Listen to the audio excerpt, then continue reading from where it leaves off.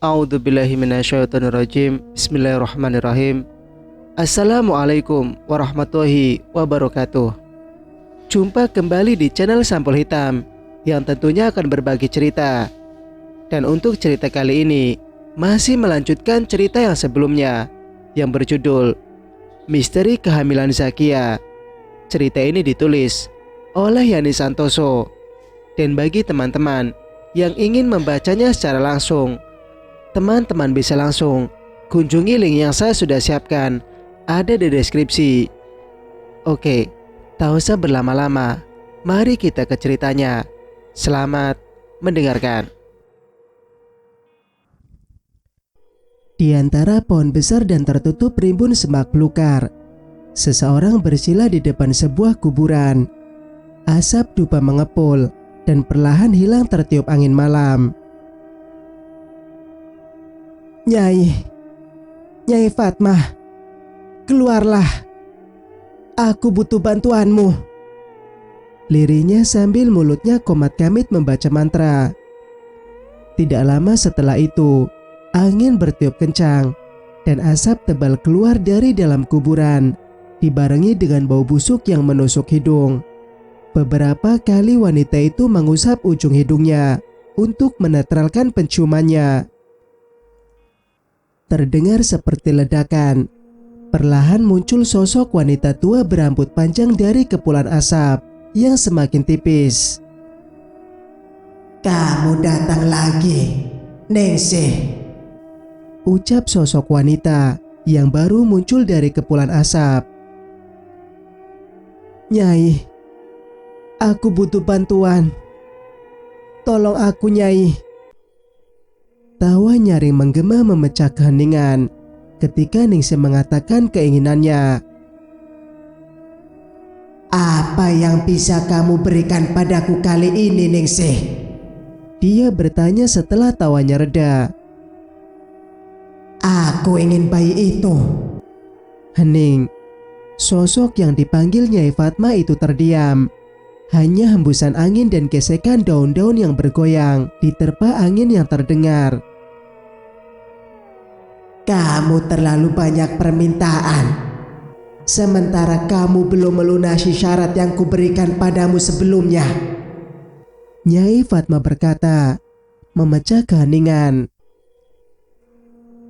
Aku janji, setelah aku berhasil mendapat keinginanku, aku akan memenuhi semua yang kamu inginkan, Nyai, ucap Ningsih. Aku tidak ingin apapun darimu, Ningsih. Tapi jika kamu sampai mengingkari janjimu padaku, maka aku akan memberikan jiwaku padamu, Nyai. Ningsih memotong cepat kalimat Nyai Fatmah. Akan tetapi, tanpa sepengetahuan Ningsih dan juga sosok yang dipanggil Nyai Fatmah, sepasang mata mengamati semua apa yang dikerjakan Ningsih. Ia bahkan mendengar semua apa yang dikatakan Ningsih dan Nyai Fatmah, termasuk perjanjian yang dilakukan oleh keduanya. Begitu mendengar apa yang akan diberikan Ningsih pada sosok Nyai Fatmah, ia buru-buru membekap mulutnya dengan kedua telapak tangan agar tidak menimbulkan suara. Hanya sorot matanya saja yang tajam memerhatikan apa yang ada di depan sana. Tanpa ia sadari, air mata meleleh membasahi wajahnya. Ia menangis tanpa suara. Dengan sangat hati-hati dan tanpa suara, ia mundur dan pergi dari tempat itu. Setelah jauh, ia berlari sekencang dan sejauh mungkin. Dadanya turun naik saat ia berhenti di tengah jalan. Dia menunduk, menekan dadanya yang bergemuruh. Ningsih, kenapa kamu melakukan itu semua, Dek? Apa yang sebenarnya kamu cari dan inginkan? Tidak bisakah kamu menjadi seperti semula? Ucapnya lirih sambil menekan dadanya yang terasa sesak. Berkali-kali dia memukul dadanya sendiri. Ingin rasanya dia berteriak dan sambil menyalahkan dirinya sendiri karena merasa gagal menjadi suami yang baik. Gunawan, apa yang kamu lakukan di sini? Tanya seseorang. Gunawan spontan menoleh ke arah suara dengan jantung yang berdetak kencang karena kaget. Mbah Timo, ucapnya lirih setelah tahu siapa yang tadi memanggil dirinya. Sementara itu, Mbah Timo, pria sepuh itu menatapnya dengan penuh tanya. Saya, kata Gunawan tergagap. Mbah Timo menepuk pundak Gunawan pelan, lalu jarinya menunjuk ke sebuah tanah lapang di mana di belakang tanah lapang tersebut ada sebuah kebun kosong yang ditumbuhi berbagai pohon ukuran besar dan semak belukar. Kamu pasti dari sana dan melihat sesuatu, tanya Mbah Timo. Mbah Timo juga mengetahuinya. Gunawan balik bertanya, yang dijawab dengan anggukan kepala. Lebih dari tahu, jawab Mbah Timo. Maksud Mbah Timo apa? Tanya Gunawan tergagap. Mbah Timo menarik napas dalam, lalu menepuk pundaknya pelan. Ikut aku ke rumah. Akan kujelaskan di sana, kata Mbah Timo lirih. Mbah, ayo. Gunawan yang merasa ragu buru-buru menyusul langkah Mbah Timo, dan mereka berdua beriringan menyusuri jalanan lengang di malam gulita.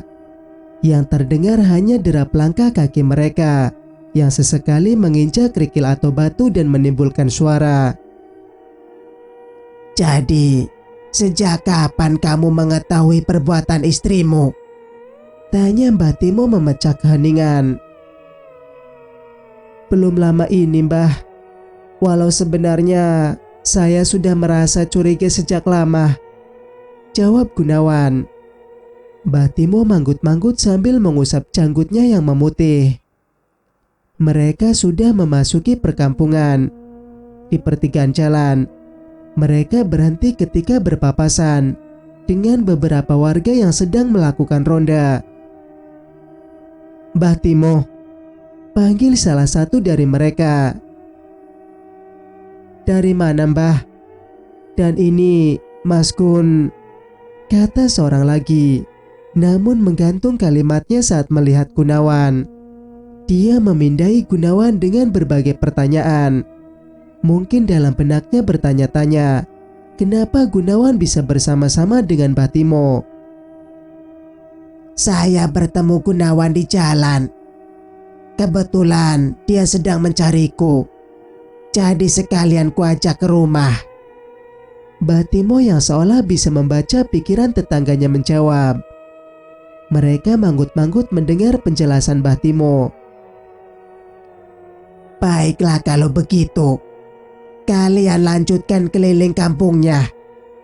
Saya akan pulang bersama Gunawan, kata Mbah Timo. Mereka berdua melanjutkan perjalanan menuju rumah Mbah Timo yang berada di ujung kampung. Dari rumpun bambu yang bergerak karena gesekan tertiup angin menyambut kedatangan mereka. Rumah Mbah Timo yang memang berada di bawah rumpun bambu menambah kesan magis. Derit pintu terdengar ketika tangan Mbah Timo mendorong pintu rumahnya. Sebuah gambaran kalau rumah itu sama tuanya dengan orang yang menghuninya. Duduklah, biar aku buatkan sesuatu untukmu. Mbah Timo meninggalkan Gunawan yang duduk terpekur di atas dipan kayu dengan wajah yang ditekuk dalam. Di dapur yang hanya dipisahkan oleh kelambu usang, Mbah Timo meracik sesuatu ke dalam gelas. Setelah beberapa saat, dia membawa 2 gelas kopi keluar. Asap mengepul dari dalam gelas, hingga membuat aroma kopi menguar, memenuhi seluruh ruangan yang tidak begitu besar. Minumlah, biar kamu merasa lebih baik. Apa ini, Mbah? Kopi. Jawab Mbah Timo singkat. Gunawan menempelkan gelas di bibirnya, perlahan menyesap isinya.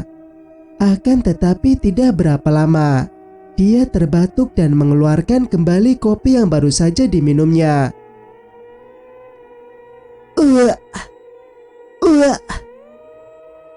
Mbah, apa ini? Tanya Gunawan. Matanya berair karena menahan rasa yang tertinggal di mulutnya. Itu kopi pahit. Harusnya kamu tidak memuntahkannya. Minumlah sisanya dan berusahalah untuk menelannya. Karena kamu akan merasakan manfaatnya setelah pulang ke rumah nanti. Tapi Mbah, apakah kamu tidak mempercayaiku? Mbah Timo menatap lekat Gunawan. Kedua alisnya bertaut. Melihat reaksi Mbah Timo, Gunawan terlihat gelisah.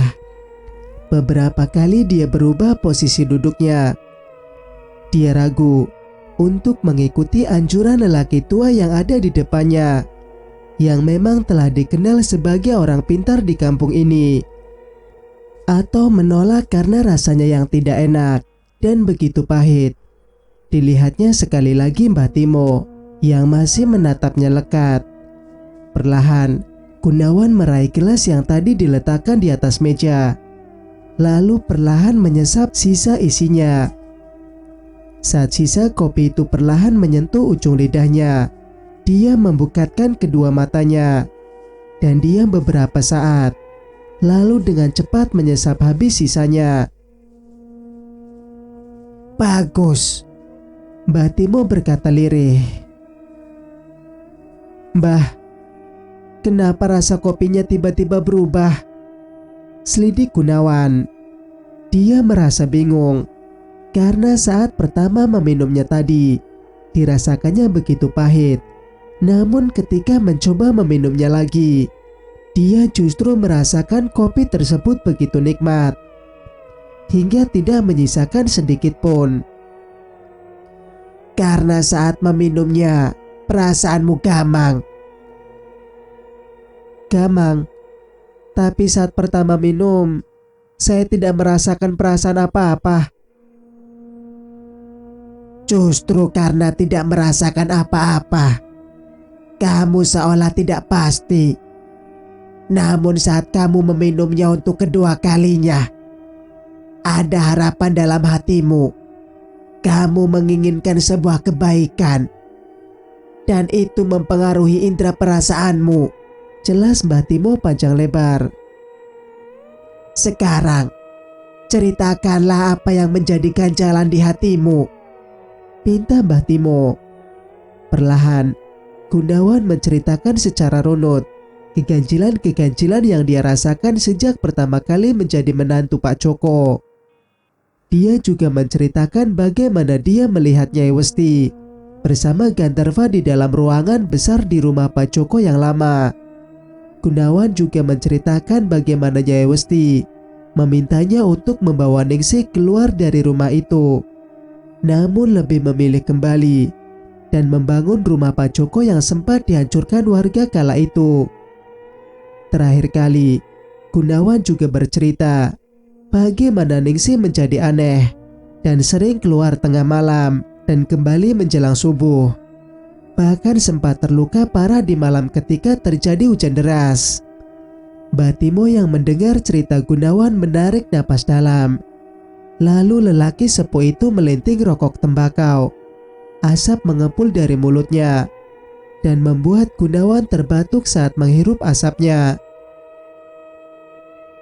Iya, ibu mertuamu dipaksa menjadi pelayan untuk melayani nafsu si Gandharva.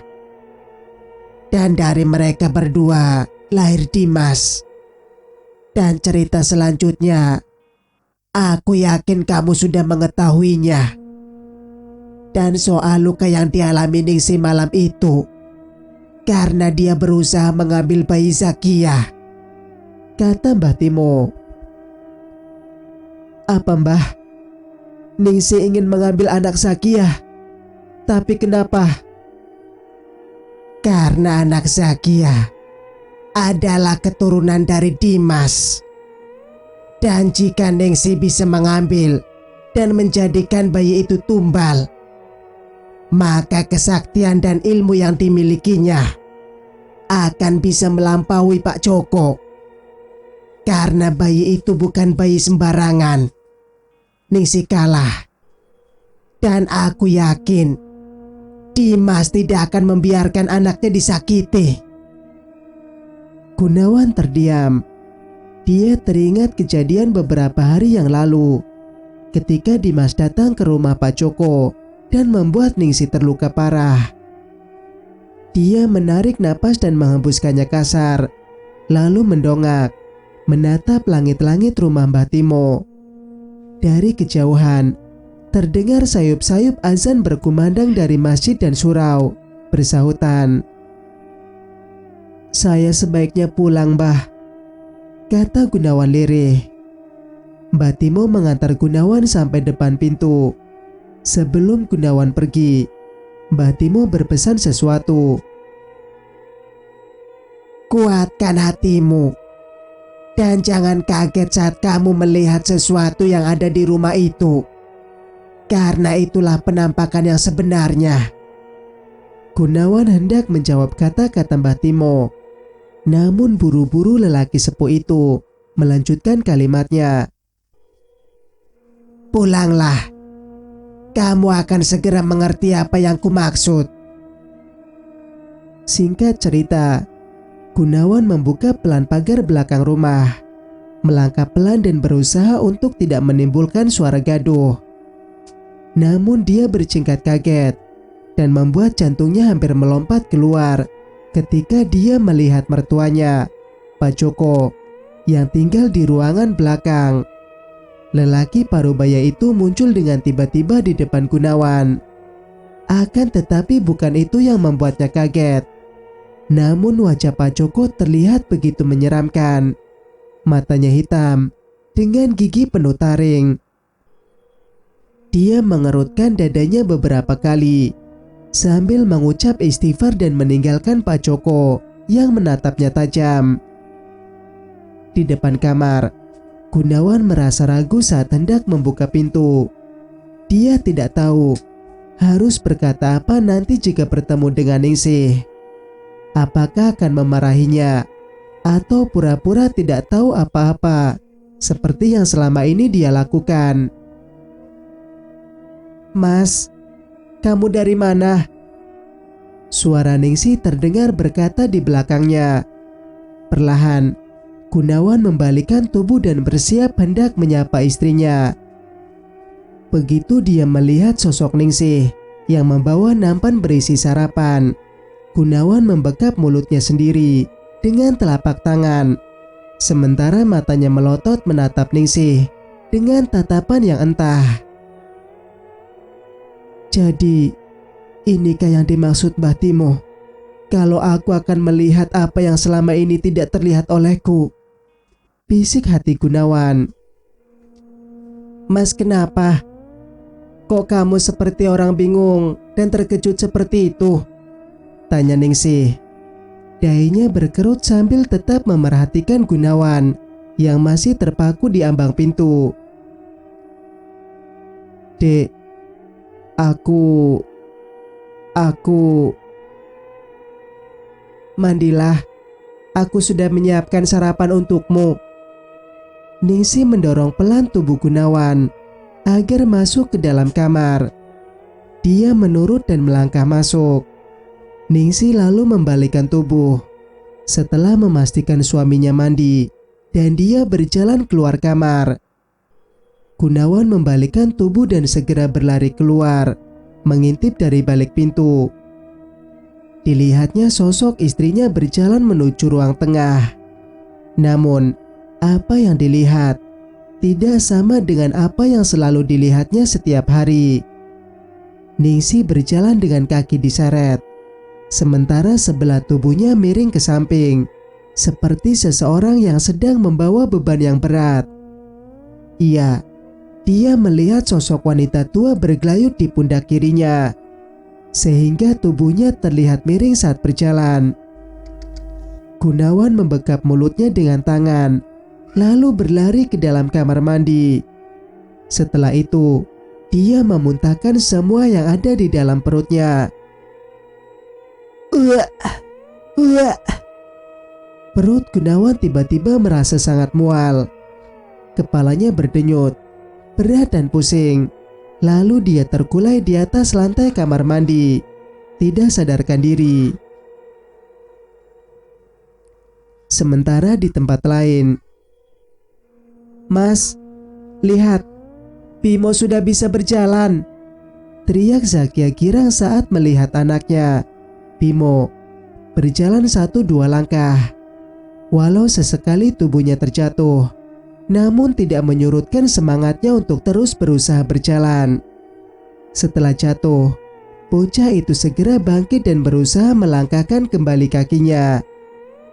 Wajahnya berseri, tawa yang terdengar setiap kali dia bisa melangkah tanpa terjatuh. "Wah, anak Bapak sudah bisa berjalan. Ayo, sini nak, ke arah Bapak." Kaisan yang mendengar panggilan istrinya segera keluar. Dia tersenyum bahagia begitu melihat anaknya bisa berjalan. "Hore, berhasil!" teriak Kaisan dan Zakia bersamaan. Begitu Bimo sampai ke arah mereka, Kaisan langsung mengangkat tubuh Bimo sambil tertawa lepas. Namun tiba-tiba tawa Bimo terhenti. Wajah bayi itu tampak tegang. "Mas, Bimo kenapa?" tanya Zakia. "Gak tahu dek, tiba-tiba saja dia diam, seperti sedang melihat sesuatu," kata Kaisan. "Sebaiknya kita masuk. Sudah tengah hari, waktunya Bimo tidur siang," Kaisan kembali berkata. Saat dia membalikkan tubuh, sepintas dia melihat seorang wanita tua berdiri di tengah jalan dan menatap ke arahnya. Saat Kaisan menoleh untuk melihat lebih jelas, sosok wanita tua yang dilihatnya sudah tidak ada, hilang begitu saja. "Aneh," Kaisan bergumam. "Apa mas?" tanya Zakia, yang rupanya mendengar gumam Kaisan.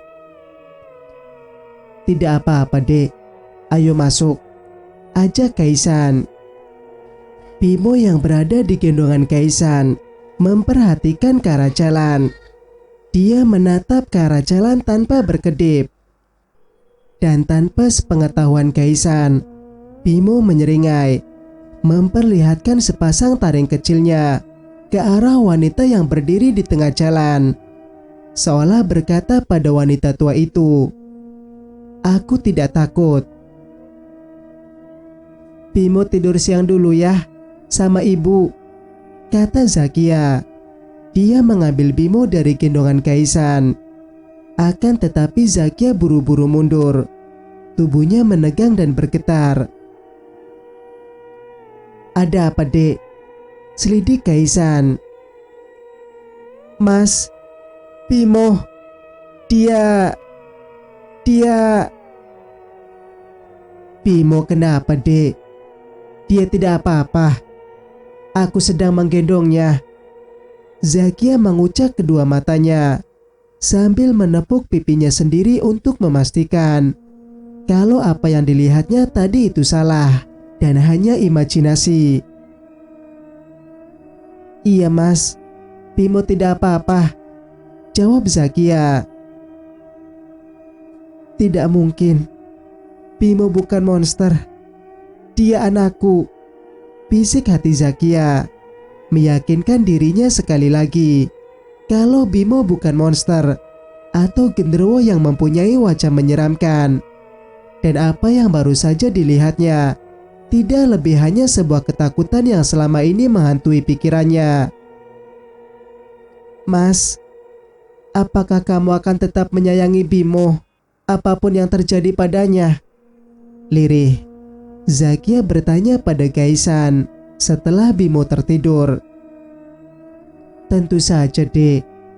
Dia adalah anakku, dan aku akan melakukan apapun untuk melindunginya. Walaupun suatu saat dia berubah menjadi monster seperti Dimas. Tanya Zakia lagi. Suaranya terdengar begitu berat sambil menundukkan wajahnya. Kaisan menggeser duduknya, lalu menarik tubuh istrinya ke dalam pelukannya. Lembut, dia mengusap pucuk kepala Zakia. Tidak ada yang bisa merubah rasa sayangku pada anakku, Dek. Dan Bimo, dia tidak akan berubah bentuk jika dirinya tidak merasa terganggu atau terancam. Kamu tahu, aku selalu memerhatikannya selama ini. Dan dari yang Mas lihat, anak kita akan tetap menjadi seperti itu selama dia merasa bahagia. Tadi Mas bilang kalau Bimo akan berubah jika merasa dirinya terancam. Kaisan menarik napas dalam, lalu perlahan dihembuskannya pelan. Sekali lagi, dia menarik napas dalam, lalu berkata, "Iya, kamu benar, Dek. Jika tiba-tiba fisik Bimo berubah, itu artinya dia merasa terancam. Ada orang yang ingin berbuat jahat berada di sekitarnya." Jelas Kaisan. Apakah kamu melihat Bimo berubah, Dek? Tanya Kaisan. Mas, sebenarnya aku tadi... Zakia tidak melanjutkan kalimatnya.